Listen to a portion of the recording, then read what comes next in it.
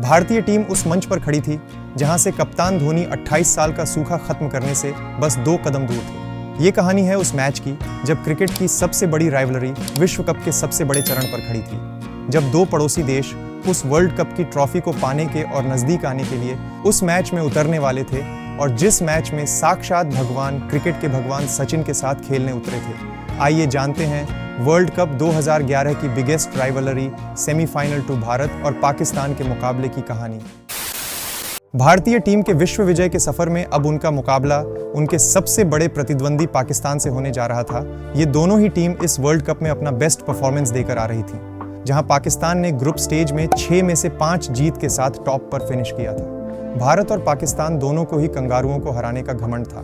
कहा जाता है जो टीम ऑस्ट्रेलिया को वर्ल्ड कप में मात देती है वो वर्ल्ड कप जीतने की सबसे बड़ी दावेदार बन जाती है। ऐसे में पाकिस्तान को ऑस्ट्रेलिया के सबसे खतरनाक रिकॉर्ड वर्ल्ड कप में लगातार 34 मैच जीतने को तोड़ने का घमंड था, तो वहीं भारत ने उनसे भी कहीं कड़े मुकाबले क्वार्टर फाइनल में हराकर ऑस्ट्रेलिया का वर्ल्ड कप से राज छीना था। लेकिन ये दोनों टीम अब एक ऐसे मंच पर खड़ी थीं जहां उनका पिछला प्रदर्शन कोई मायने नहीं रखता, जहां सिर्फ और सिर्फ मेहनत और मशक्कत के साथ जीत की जरूरत होती है। ये मुकाबला कांटे की टक्कर का होने वाला था, क्योंकि दोनों टीमों के पास प्रभावशाली खिलाड़ियों की कोई कमी नहीं थी।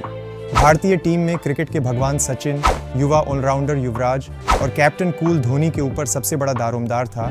दूसरी तरफ अपने वर्ल्ड क्लास बॉलिंग अटैक और धुआंधार बल्लेबाजों के साथ कप्तान शाहिद अफरीदी भी पूरी फॉर्म में थे।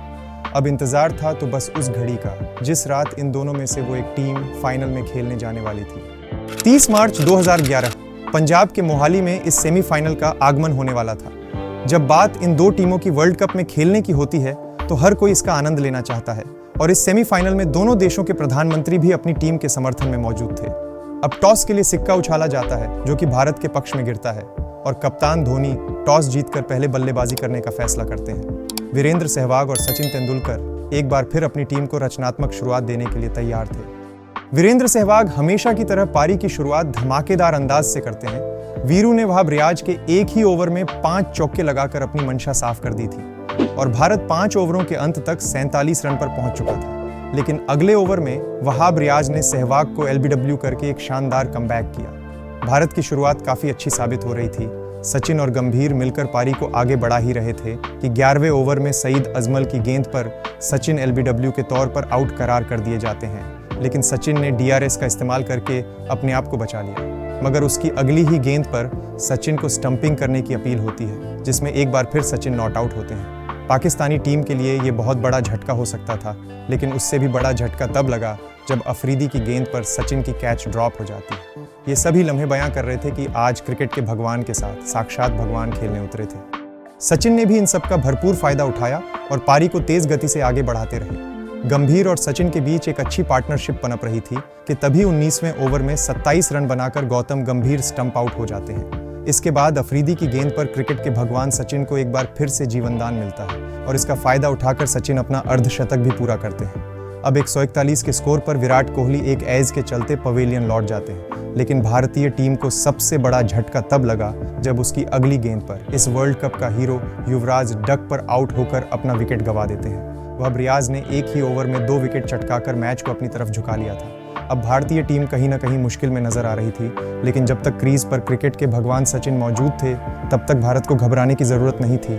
इसी के साथ पाकिस्तान की बेनाकामी फील्डिंग का मुजाहरा ऐसे ही चलता रहा, जहां उन्होंने सचिन के 4-4 कैच ड्रॉप कर दिए।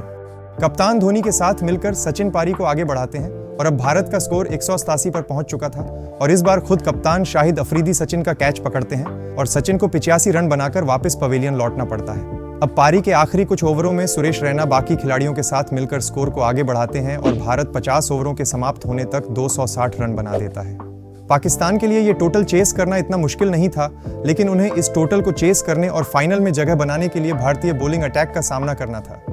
दोस्तों, स्पोर्ट्स के सरताज टीम आपके लिए लेकर आई है हमारी स्पेशल मर्चेंडाइज, जिसमें आप खरीद सकते हैं टी-शर्ट्स, हुडीज और स्वेट शर्ट्स, वो भी बहुत ही किफ़ायती दामों पर।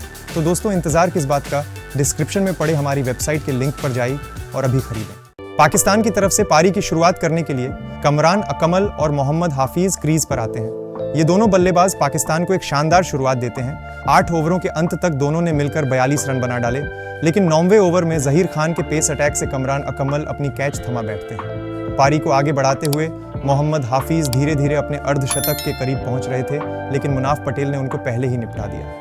अब 23 ओवरों में पाकिस्तान 100 रनों तक पहुंच चुका था, जो कि अच्छी स्थिति में नजर आ रहे थे, लेकिन उसके अगले ओवर में युवराज सिंह अपने स्पिन के जाल से शफीक को फंसा लेते हैं और अपने स्पेल के अगले ओवर में यूनिस खान का भी विकेट लेकर मैच को अपनी तरफ मोड़ लेते हैं। मगर अब जो बल्लेबाज क्रीज पर खड़ा था वो अपनी ताबड़तोड़ बल्लेबाजी के लिए जाना जाता था और वो इसी तरह अपनी शुरुआत करता है।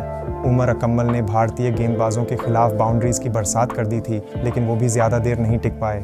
पाकिस्तान को मोर्चा संभालने के लिए अब उनके कप्तान मौजूद थे और दूसरी तरफ मिसबाह भी अपनी पूरी कोशिश कर रहे थे। पाकिस्तान का स्कोर 184 रन पर 6 विकेट था, जहां से उन्हें जीत के लिए अभी भी 50 गेंदों में 77 रनों की जरूरत थी। और तभी हरभजन कप्तान अफरीदी का विकेट लेकर मैच को पूरी तरह से अपनी झोली में डाल लेते हैं। भारतीय गेंदबाज पाकिस्तान टीम के ऊपर हावी हो चुके थे।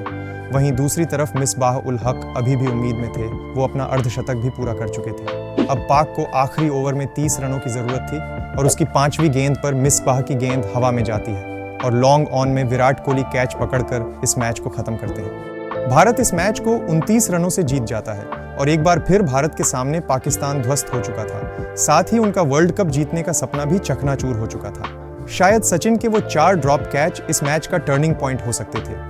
अब भारत वर्ल्ड कप 2011 के फाइनल के दरवाजे पर खड़ा था, जहां 2 अप्रैल को उनका सामना श्रीलंका से होने वाला था, जो पहले से ही न्यूजीलैंड को हराकर फाइनल में बैठे थे। ये वो मैच था जहां भारत का विश्व विजेता बनने का सपना 28 साल बाद पूरा होने जा रहा था।